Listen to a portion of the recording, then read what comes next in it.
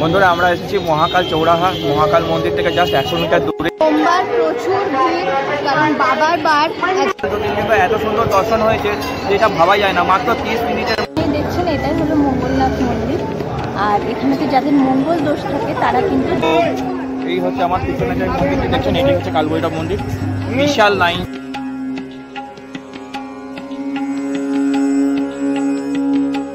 সুপ্রভাত, এখন ঘড়িতে বাজে 5টা। আমরা বেরিয়ে পড়ছি উজ্জয়নের উদ্দেশ্যে মহাকালের দর্শনের জন্য। আমরা স্টে করেছি ইন্দোরে, আর ইন্দোর থেকে কিভাবে যাব উজ্জয়ন সবটাই আপনাদেরকে দেখাবো, আমাদের সাথে থাকবেন। আর এই ভিডিওটি ভালো লাগলে লাইক, শেয়ার, সাবস্ক্রাইব অবশ্যই করবেন। ইন্দোর থেকে সকাল 6টায় রণথম্বর এক্সপ্রেস ধরে আমরা পৌঁছে গেলাম উজ্জয়িনে। উজ্জয়িন রেলওয়ে স্টেশনের বাইরে অটো স্ট্যান্ড রয়েছে, সেখান থেকে আমরা একটি শেয়ার অটো করে চলে এলাম উজ্জয়িন মন্দিরের কাছে। বন্ধুরা আমরা এসেছি মহাকাল চৌরাহা, মহাকাল মন্দির থেকে জাস্ট 100 মিটার দূরেই অবস্থিত। রেলওয়ে স্টেশন থেকে আপনারা অটো করে এখানে আসবেন, এখান থেকে সামনেই হচ্ছে গেট। আমি দেখিয়ে দিচ্ছি চৌরাহাটা। আমরা এই দিক থেকে গেলাম রেলওয়ে স্টেশন, ঠিক আছে? এবার আমরা এই দিক থেকে আমরা বেরোবো।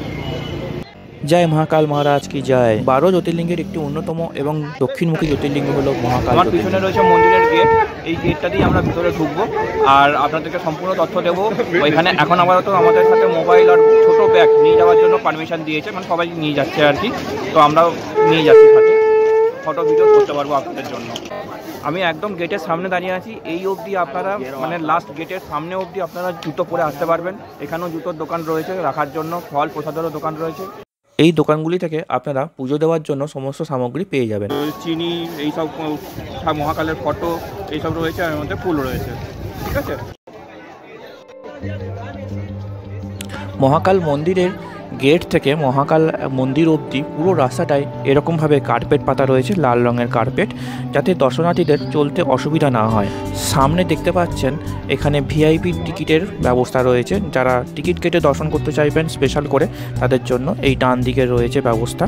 রাস্তায় বিভিন্ন জায়গায় টিভি লাগানো রয়েছে, যেখান থেকে মহাকাল মন্দিরের পুজো সরাসরি আপনারা লাইভ দেখতে পাবেন। মন্দিরের গেট থেকে প্রায় অনেকটাই হেঁটে আপনাদেরকে মন্দিরের কাছে পৌঁছাতে হবে। ভোরবেলা 4টের সময় যারা ভস্মারতি দেখবেন তাদের জন্য এখানে টিকিটের ব্যবস্থা রয়েছে। আপনারা সরাসরি এখান থেকে টিকিট কাটতে পারেন, কিংবা অনলাইনেও আপনারা টিকিট কেটে নিতে পারেন। মহাকাল মন্দিরের অফিসিয়াল ওয়েবসাইট থেকে আপনারা ভস্ম আরতি এবং দর্শনের টিকিট সরাসরি কাটতে পারবেন। জোরে রাস্তাতে কার্পেট পাতা রয়েছে, যাতে গরমে ভক্তদের কোনো কষ্ট না হয়। সোমবার প্রচুর ভিড়, কারণ বাবার বার আজকে। অনলাইনে কি করে আপনারা টিকিট বুকিং করবেন সেটা সম্বন্ধে একটি সেপারেট ভিডিও আসতে চলেছে আমার চ্যানেলে। এই যে টিভিটি দেখছেন, এখানে লাইভ সম্প্রচার হচ্ছে। দেখুন আপনারা সরাসরি দেখতে পাচ্ছেন মহাকাল জ্যোতির্লিঙ্গ। এই দেখুন এই উপরে টিভি, আর নিচে দেখুন মন্দির। এই যে নিচে দেওয়া রয়েছে, নিচে মহাকাল মন্দিরের এই যে এটা হচ্ছে গর্ভগৃহ। এই গর্ভগৃহের মধ্যেই এই দেখুন মহাকাল জ্যোতির্লিঙ্গ দেখতে পাচ্ছেন আপনারা। জ্যোতির্লিঙ্গ এত সুন্দর দর্শন হয়েছে যেটা ভাবা যায় না, মাত্র 30 মিনিটের মধ্যে আমরা দর্শন করে আমরা সম্পূর্ণ দর্শন হয়েছে। মানে লাইনে, জেনারেল লাইনে থেকে যে 30 মিনিটের মধ্যে দর্শন করা যায় এটাও সম্ভব। আর সোমবারে আবার সোমবারে যেখানে বাবার বার, এখানে আমি সম্পূর্ণ প্রসেস আপনাদেরকে আমি বলে দিচ্ছি। রেলওয়ে স্টেশন থেকে আমরা এলাম একটা টোটো করে, 20 টাকা শেয়ার অটো, 20 টাকা শেয়ার অটো কিংবা টোটো করে, মাত্র 10 মিনিট টাইম লাগবে। মহাকালেশ্বর যে চক আছে সেইখানে আপনাকে নামাবে, সেখান থেকে মাত্র 2 মিনিট হেঁটে আপনারা চলে আসবেন হচ্ছে মন্দির মধ্যে। মন্দিরের আসার সময় অনেক পান্ডা থাকবে, কিংবা যে দোকানগুলো রয়েছে তারাও থাকবে। তারা আপনাকে বোঝাবার চেষ্টা করবে যে এখানে জুতো করুন, এখানে করুন। আপনারা ওখানে করবেন না, একদম মন্দির ক্যাম্পাসের সামনেই অনেক দোকান আছে, সেখানে আপনারা রেখে দিতে পারবেন। তো মন্দিরের মধ্যে মোবাইল, ছোট ব্যাগ, জলের বোতল এগুলো আমরা আনতে পেরেছি, আপনারাও সাথে নিয়ে আসতে পারেন। খুব ভালো দর্শন হয়েছে, যে মানে ভিআইপি টিকিটের কোনো দরকারই পড়েনি। দর্শনার্থীদের জন্য এখানে জায়গায় জায়গায় পানীয় জলের ব্যবস্থা করা রয়েছে। লাইনে যদি আপনাদেরকে অনেকক্ষণ দাঁড়াতেও হয় তাহলেও যথেষ্ট ভেন্টিলেশন এবং এসি বা পাখার ব্যবস্থা করা রয়েছে। মন্দির ক্যাম্পাসের মধ্যেই আরও অনেকগুলি দেবদেবীর মন্দির রয়েছে, সেগুলো আপনারা অবশ্যই দর্শন করে নেবেন। একটি গুরুত্বপূর্ণ কথা আপনাদেরকে বলে রাখি, যারা জেনারেল লাইনে যাবেন তারা কিন্তু অনেকটা ডিস্টেন্স থেকেই জ্যোতির্লিঙ্গকে দর্শন করতে পারবেন, আর যারা ভিআইপি টিকিট কেটে যাবেন তারাও অনেকটাই প্রায় ডিস্টেন্স থেকে দেখতে পাবেন, কিন্তু জেনারেল লাইনের থেকে একটু আগে দর্শন করতে পারবেন। আর যারা স্পর্শ দর্শন করবেন বা মহাকালকে আরতি দেখবেন তাদের জন্য কিন্তু আলাদা ব্যবস্থা রয়েছে, তারা সামনে থেকে যাবে। এত যে সুন্দর দর্শন হবে সত্যিই ভাবতে পারিনি। মেয়েদের লাইনটা খুবই কম ছিল, মাত্র 10-15 মিনিটের মধ্যেই আমার দর্শন হয়ে গেছিল। আমি অজিতেশের জন্য ওয়েট করছিলাম, আর খুব ভালো লেগেছে। এখানে মন্দির চত্বর খুবই পরিষ্কার পরিচ্ছন্ন। আমাদের সাথে থাকুন। হর হর মহাদেব, জয় মহাকাল। বলে কাল উসকা ক্যা বিগাড়ে, ভক্ত जो মহাকাল কা।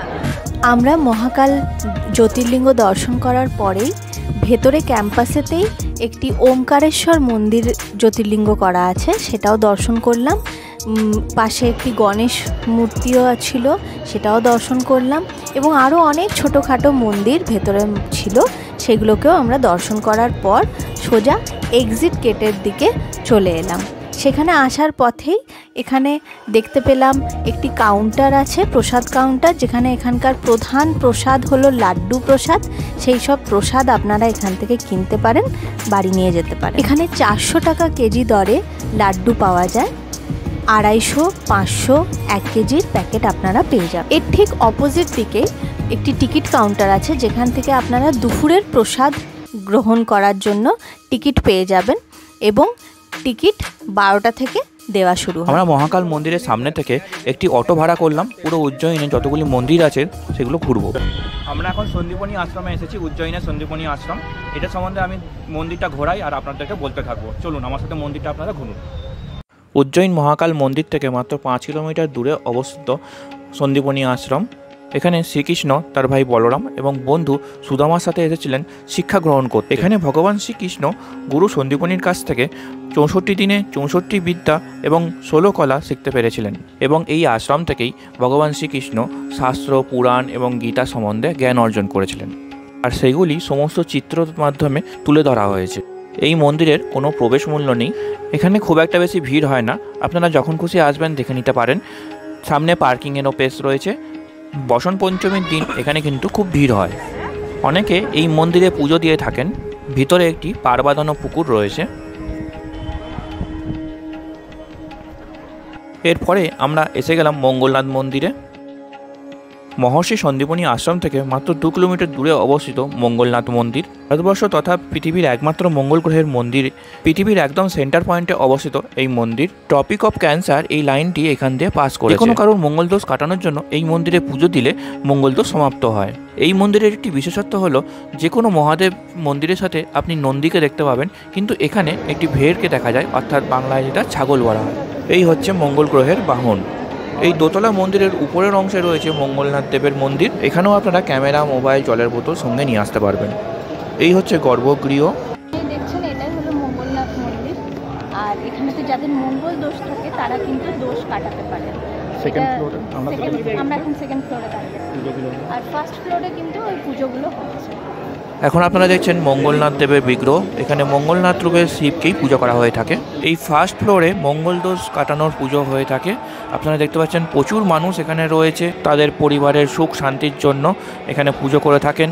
আপনারা যদি আসেন এখানে, তাহলে আপনারা এখানে মন্দির ট্রাস্টের সঙ্গে যোগাযোগ করলে তারা সমস্ত নিয়মকানুন এখানে বলে দেবে। এখানে কিন্তু পদে পদে আপনাদের সাথে স্ক্যাম হতে পারে, তাই জন্য আমি আপনাদেরকে অ্যাডভাইস করব আপনারা মন্দির ট্রাস্টে এসেই এখানে বুকিং করবেন। এখানে পুজো দেওয়ার যে রেটগুলো সেগুলো আপনারা আমার ভিডিও স্ক্রিনে দেখতে পাবেন। এই মন্দিরের পিছন দিক থেকেই শিপ্রা নদী বয়ে চলেছে, সেটাও আপনারা দেখতে পাবেন।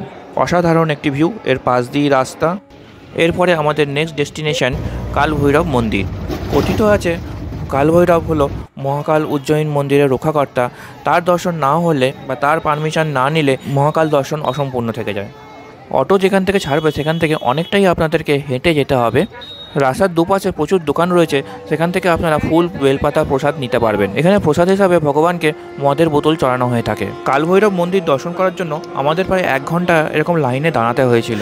আমি আপনাদের সাজেস্ট করব যে আপনারা যত সকালবেলা এখানে আসতে পারবেন ততটাই ভালো। কালভৈরব মন্দির উজ্জয়িন মহাকাল মন্দির থেকে 4 কিলোমিটার এবং উজ্জয়িন রেলওয়ে স্টেশন থেকে 6 কিলোমিটার ডিস্টেন্সে অবস্থিত। আপনারা যদি গরমের সময় আসেন তাহলে অবশ্যই মাথায় টুপি কিংবা দুপাট্টা নিয়ে আসবেন। কালভৈরব ঠাকুরের বাহন হলো কুকুর।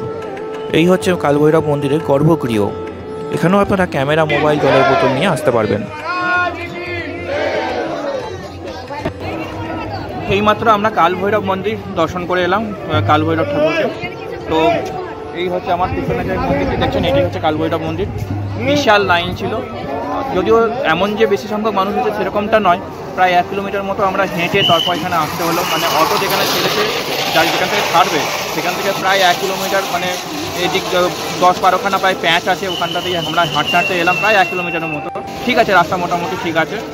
আসলে আমাদের তো মহাকাল দর্শন করতে মাত্র আধ ঘন্টা টাইম লেগেছিলো, এখানে প্রায় 1 ঘন্টার মতো লেগে গেল আমাদের, এখানে টাইম লাগলো। ঠিক আছে, এবার আমরা নেক্সট আমরা মন্দির দিকে যাচ্ছি। আমরা এখন এসেছি শ্রী স্থিরমান গণেশ মন্দির। মন্দিরের গেট দিয়ে সোজা ঢুকেই আপনারা মন্দিরের গর্ভগৃহ দেখতে পাবেন। এখানেও কিন্তু খুব ভিড় হয়, আপনারা সকালের দিকেই আসার চেষ্টা করবেন। আমরা যখন ভিজিট করেছিলাম খুব একটা লোক ছিল না সেই সময়। এই হচ্ছে যজ্ঞের জায়গা। এই মন্দির সম্বন্ধে একটি পৌরাণিক কাহিনী রয়েছে। এখানে রাম, সীতা এবং লক্ষ্মণ এসেছিলেন। সেই সময় রামের মন অস্থির হয়ে ওঠে এবং কোনো মতেই শান্ত হচ্ছিল না। তখন এখানে গণেশ পুজো করেন। গণেশজির আশীর্বাদে রামের মন শান্ত হয় এবং সম্পূর্ণ কাজে ধ্যান দিতে পারেন। এই হচ্ছে মন্দিরের গর্ভগৃহ। আমরা এই মন্দিরটিকে প্রদক্ষিণ করলাম। প্রদক্ষিণ করার সময় একটি আমরা জগন্নাথ ঠাকুরের মূর্তি দেখতে পেলাম। জগন্নাথ, বলরাম, সুভদ্রা তিনজনই আছেন। একটি কাঁচের ঘরের মধ্যে সুন্দর করে রাখা রয়েছে। এই মন্দিরে গণেশ পুজোতে লাড্ডু কিংবা মোদকের ব্যবহার নেই। পুজো দেওয়ার জন্য এখানে গুড় এবং নারকেলের ব্যবহার হয়ে থাকে। এবার আমাদের next destination Gadkalika temple, Ujjain. সেটি একটি শক্তিপীঠ। এই মন্দিরটি শ্রী স্থিরমান গণেশ মন্দিরের 100 মিটারের মধ্যেই। আমার সামনে যেটি দেখছেন এই হচ্ছে গর্ভগৃহ। এখানে ভিড় ছিল, তবে আপনার 15 থেকে 20 মিনিটের মধ্যে আমাদের দর্শন হয়ে গেছিল। এখানে মহিলা ও পুরুষের লাইনটি আলাদা করে। এখানে পুজো দেওয়ার জন্য বাইরে অনেকগুলি দোকান আছে, সেখান থেকে আপনারা ফুল প্রসাদ পেয়ে যাবেন। এই হচ্ছে মায়ের মন্দির। এখানে সতী মায়ের উপরের ঠোঁটের অংশ পড়েছিল। এখানে আসলে একটি অদ্ভুত শক্তি আপনারা অনুভব করতে পারবেন। আমার খুব ভালো লাগলো মন্দিরটি দর্শন করে। এখানে আরেকটি শক্তিপীঠ রয়েছে, হরসিদ্ধি মাতা মন্দির। সেখানে সতীর ডান দিকের কোণই পড়েছিল। এখানে সন্ধ্যেবেলায় আরতি খুবই দেখার মতো হয়। সন্ধ্যেবেলায় এই প্রদীপগুলি জ্বালিয়ে সুন্দর করে আরতি করা হয়ে থাকে। যারা উজ্জয়িনে স্টে করবেন তারা এখানে সন্ধ্যেবেলায় এসে আরতি দেখতে পারে। এরপর আমরা লোকাল কিছু উজ্জয়িনে শপিং করলাম। উজ্জয়িনে সস্তায় আপনারা জামা কাপড় পেয়ে যাবে। উজ্জয়িনে এলে হরসিদ্ধি মায়ের মন্দির এবং মা গড়গড়ি কালী মন্দির অবশ্যই দর্শন করবে। এছাড়াও রয়েছে চিন্তামান গণেশ মন্দির, এটাও আপনারা দর্শন করতে পারেন। আমরা এখান থেকে সরাসরি চলে এলাম মহাকাল লোকে। সেখান থেকে আমরা হেঁটে হেঁটে এলাম ভারত মাতা মন্দির। আমার সামনে দেখতে পাচ্ছেন আপনারা ভারত মাতা মন্দির, আর ডান দিকে রয়েছে মহাকাল মন্দির ট্রাস্টের অ্যাকোমোডেশন। আপনাদেরকে এবার বলে দিই, আমরা যে অটো করে ঘুরলাম সেই অটোওয়ালা আমাদের কাছ থেকে 650 টাকা নিয়েছিল। আপনাদেরকে একটি সাজেশন দেবো যে অটোতে চাপার আগে কিন্তু বার্গেনিং অবশ্যই করবেন এবং কোন কোন জায়গাগুলো আপনারা দেখবেন সেটা অবশ্যই মেনশন করবেন। এই হচ্ছে ভারত মাতা মন্দির আর এই হচ্ছে মহাকাল মন্দির ট্রাস্টের রুম। আমরা এখানে স্টে করিনি, কারণ আমরা আবার ইন্দোরে ব্যাক করে যাব। ভিতরে কিন্তু খুব পরিষ্কার পরিচ্ছন্ন, আপনারা এখানে এসে স্টে করতে পারবেন। আর এই গেস্ট হাউসে কিন্তু অনলাইন বুকিং হয় না, ভায়া ফোনে আপনারা বুকিং করতে পারবেন। জন্য আমাদের অটো করে ঘুরতে টোটাল 3.5 ঘন্টা টাইম লেগেছিল। 12টার মধ্যে হয়ে যাওয়াতে আমরা এখান থেকে সরাসরি খাবারের দিকে যাব। চলুন এবার ভারত মাতা মন্দির আপনাদেরকে ঘুরে দেখাই। মন্দিরের একদম নিচেতে ভারতের একটি ম্যাপ করা রয়েছে এবং সেখানে আপনারা দেখতে পারেন ভারতের 12 জ্যোতির্লিঙ্গের কোথায় কোথায় জ্যোতির্লিঙ্গগুলি রয়েছে তার অবস্থান। আর মন্দিরের উপরে আপনারা দেখতে পাচ্ছেন ভারত মাতা স্ট্যাচু। মন্দিরটি কিন্তু খুব সুন্দর করে সাজানো রয়েছে। এই ভারত মাতা মন্দিরের কাছেই একটি অন্নভোগ খাবারের টিকিট কাউন্টার ছিল, কিন্তু আমরা যে সময় ভিজিট করেছিলাম সেই সময় বন্ধ ছিল। আমরা ওই মন্দিরের পিছন দিক থেকে হাঁটতে হাঁটতে এসে পৌঁছালাম সপ্তঋষি গ্রাউন্ডে। সেখানে এই টিকিট কাউন্টার রয়েছে, সেখান থেকে আমরা অন্নভোগ প্রসাদ খাবার টিকিট সংগ্রহ করলাম এবং এইটি সম্পূর্ণভাবে ফ্রি। আর এই হচ্ছে মহাকাল লোক করিডোর। আপনারা এখান থেকে হাঁটতে হাঁটতে খাবারের জায়গায় পৌঁছে যাবেন। লাইটের কাজ দেওয়া রয়েছে এবং ফোয়ারা চলে, সন্ধেবেলা থেকে এলে খুব সুন্দর লাগবে। তবে মহাকাল মন্দির থেকে আর মহাকাল মন্দিরের যে ভোজনালয় তার মধ্যে ডিস্টেন্স প্রায় 1 কিলোমিটারের মতো। আপনারা এই ইলেকট্রিক গাড়িগুলোতে ভাড়া করেও যেতে পারেন। এই গাড়িগুলো যে কোনো বয়সের মানুষই ব্যবহার করতে পারবেন, ইলেকট্রিক গাড়ি। আমরা মহাকাল মন্দিরের ভোজনালয়ে 3টি কাউন্টার সম্বন্ধে জানতে পারলাম। একটি হলো মহাকাল মন্দির, যেখানে ভোগ প্রসাদ লাড্ডু ভোগ পাওয়া যায়, সেখানে তার অপোজিটে রয়েছে। একটি সপ্তঋষি গ্রাউন্ডে রয়েছে এবং একটি যেখানে ভোজনালয় সেখানেও একটি টিকিট কাউন্টার রয়েছে। বিনা টিকিটে কিন্তু আপনারা প্রবেশ করতে পারবেন। বন্ধুরা, এই হচ্ছে খাবার জায়গা, এই অগ্রওয়াল ভবন। এই যে দেখছেন অগ্রওয়াল ভবন, এইখানে খাবারের জায়গা। সবই ঠিক আছে, কিন্তু প্রায় 1 কিলোমিটার মতো এখানে হেঁটে আপনাকে এখানে ব্যবস্থা এমনই করা আছে যে আপনাকে হাঁটতেই হবে, কিছু করার নেই, যে অনেকটাই হাঁটা রাস্তা আছে। আমার এক্সপিরিয়েন্স আপনাদের সাথে শেয়ার করি। এখানে আপনাদেরকে আসতে গেলে হেঁটে তো আসতেই হবে, কিন্তু সবথেকে কম হাঁটা হবে যদি আপনারা এর লোকেশনটা জানতে পারেন। আমি এই লোকেশন ডেসক্রিপশন বক্সে দিয়ে রাখলাম। মহাকাল মন্দির ট্রাস্টের অন্য ক্ষেত্র বলে গুগল ম্যাপে লোকেশন দেওয়া রয়েছে।